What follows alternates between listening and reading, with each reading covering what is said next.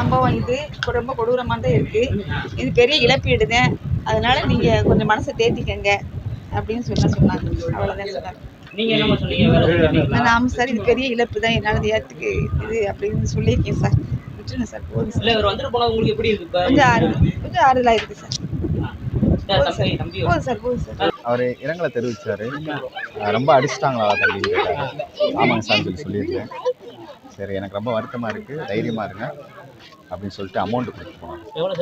அது என்ன நாங்கள் ஒரு 2 மினிட்ஸில் கேட்டு சொல்லிட்டேன். நான் உங்களுக்கு இல்லை, அதை கிளம்பிட்டார், டக்குனே கிளம்பிட்டார். எனக்கு தெரியும்.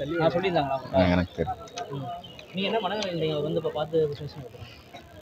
இல்லை, இவ்வளோ ஆறுதல் இருக்குது, சப்போர்ட் இருக்குது, எல்லாரும் சப்போர்ட்டு பார்த்துக்கலாம். நான் சொல்கிறேன். நான் உங்களுக்கு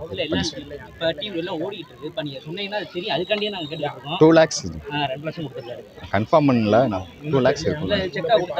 கேஷாக தான் கொடுத்தேன்.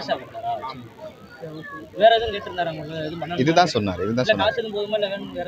எந்த சப்போர்ட்னாலும் சொல்லுங்கள், நம்ம நிர்வாகிகிட்ட சொல்லுங்கள், நான் எதனாலும் பண்ணித்தரேன்னு சொல்லி சொல்லுங்கள்.